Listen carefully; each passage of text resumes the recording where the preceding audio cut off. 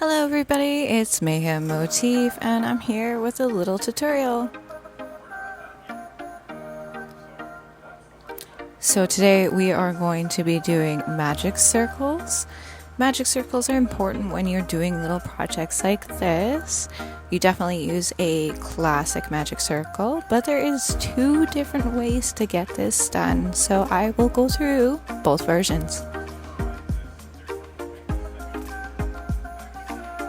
So we are going to start out with the first version, which is it's going to be the classic version. So you're going to wrap your yarn around 2 fingers, making sure you have an X in the back. Take your hook, you're going to hook that back yarn and twist, then hook it again over that back yarn and pull it through.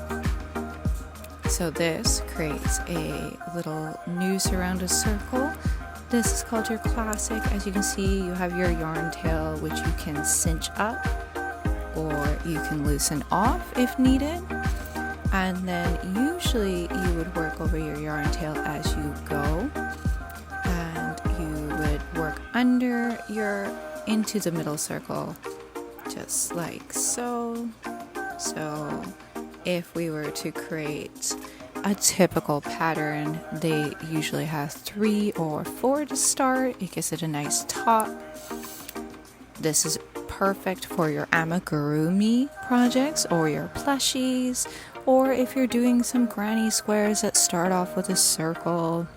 There's multiple of these, like your sun or your moon granny squares, skull granny squares. You just pull it when you're done following the pattern, and hook your hook into the first stitch. Sometimes it's a little bit tight depending on your tension, and you slip stitch. Ooh. Sometimes that happens. Gives me another opportunity. You're going to slip stitch into your first stitch, as you can see here. Get under both loops. As you can see, there's the 2 loops there. Slip stitch into that guy.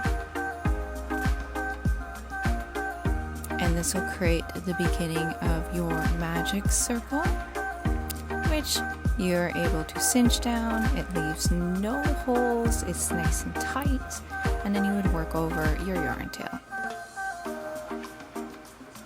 Now, I found this version 2 to be great. You're going to do a slip stitch to start. You're gonna pull that slip stitch up onto your hook, nice and tight. Again, you're going to cross your yarn. You're going to have 2 loops there. You're gonna pull your first top loop up and over and grab that back loop and pull it under and up. This creates a nice little slip stitch there. You're going to cinch it down just like so. Whoop. And you have your slip stitch. Now, to create this magic circle, it is a chain 4 or a single crochet magic circle. It has 4 chains. You take your hook, you hook into your first chain, just like so, and slip stitch right into the first one. And then you will chain 1 and work all your next chains into the center hole in between all your chains, as you can see. Now, this one does work for patterns that does not matter if you have a hole in your project. If you're not overly concerned, I do find this one quite a bit easier. This works great for flowers or other crochet patterns that do have center holes. You could do this for an amigurumi project. Again, it's all up to your preference and what is easiest for you. I have used this multiple times, and I didn't discover it until a year after crocheting. So might as well spread the word. As you can see, there's a hole. Unfortunately, you cannot cinch this up.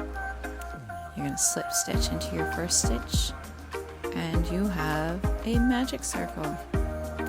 Again, you can't really tighten it down. The hole will always be there, but it is secure and it is easier.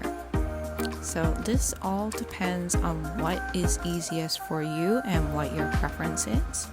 But those are the two different versions.